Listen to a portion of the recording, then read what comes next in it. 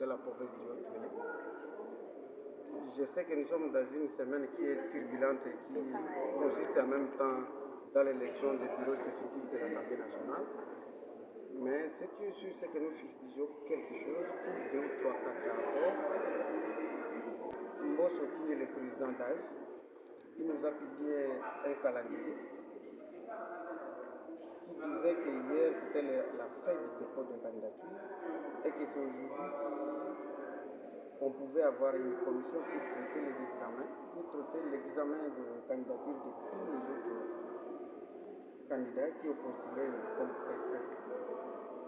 questeur, vice-président, président et tout le monde dans les postes qui nous reviennent à l'Assemblée nationale. Mais ce que nous voulons dire maintenant là, je crois que nous sommes à partir de 20h30 ou à dépassant, nous sommes en train de constater qu'il y a quand même des insuffisances en termes organisationnels. C'est-à-dire que la commission, d'abord qu'on a mise à place pour l'examen de candidature, du dossier de candidature des collègues, n'a pas été présentée à la plénière, qui est un organe suprême. C'est-à-dire, cette commission devrait être composée par rapport à la représentativité de la province. C'est-à-dire qu'il fallait que toutes les provinces se retrouvent par rapport à la commission qui devrait être statuée sur les dossiers de candidature de tout le monde qui veut être à l'Assemblée nationale, comme dans les bureaux, président ou vice-président, tout le monde. C'est ça le premier problème. Le deuxième problème, c'est quoi? Même dans cette commission qu'on a élue, malgré l'omission de la loi, il y a des présidents, comme l'honorable Willy Makiasi, qui a porté haut vers la candidature de l'honorable Mbosso comme deuxième vice-président, qui est le président de la commission. Et aujourd'hui, selon les rumeurs qui sont dans la salle, c'est sûr que je ne fais pas partie de la commission, mais selon les rumeurs, il y a des injonctions qui arrivent dans le sens d'invalider tout le monde qui n'a pas été envoyé par l'Union sacrée. Pendant que l'Union sacrée, d'une manière rationnelle, l'Union sacrée, d'une manière légale, n'a pas un député à l'Assemblée nationale. Ce qui nous propose, c'était la majorité présidentielle et c'était pour accompagner le président de la République. Tel que nous sommes ici, il y a des députés nationaux qui sont chacun dans son regroupement, dans son parti.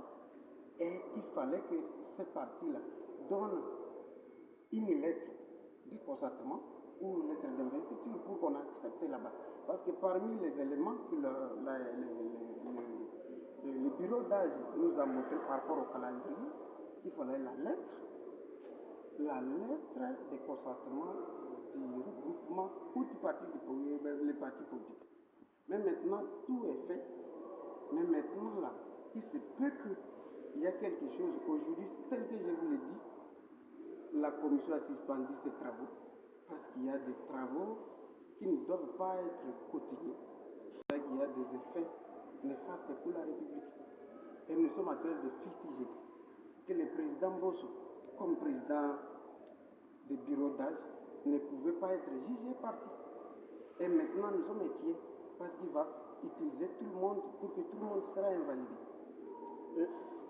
Que comptez-vous faire? Tout ce qu'on est en train de faire, ce sont d'une manière formaliste. Je vous le dis parce que les élections auront lieu selon le calendrier, c'est le samedi. Et nous sommes électeurs. Et nous allons sanctionner tout le monde qui ne veut pas bien. Parce que tout le que nous sommes là, pour la République démocratique du Congo, il n'y a personne qui est locataire de ce pays.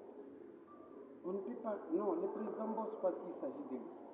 Je pense qu'il n'a rien à perdre, rien à gagner.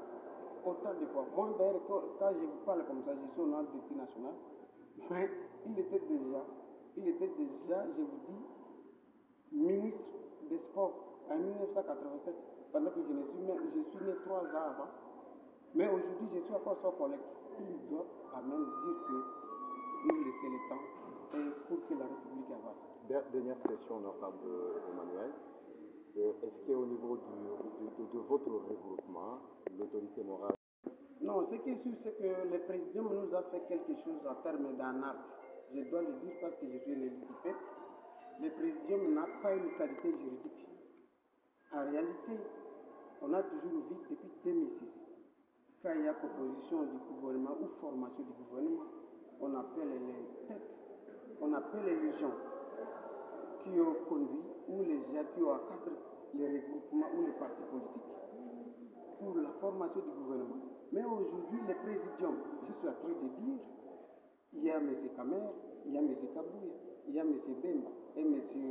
Mbosso et les autres qui nous prennent vraiment en otage. Ça, c'est vraiment une prise vraiment en otage, je vous le dis sincèrement. On ne peut pas avancer dans ces pays qui est vraiment cosmopolite et il y a un groupe qui prend des décisions à notre place, on ne peut pas cautionner. On ne les cautionne pas. Et s'ils vont forcer, parce qu'ils n'en ont l'habitude, nous allons les sanctionner au plénier. Et parce que les élections, j'ai fait partie des électeurs, je pense que même mes collègues qui sont députés, ils ne sont pas contents de tout ce qui se fait. Merci. La presse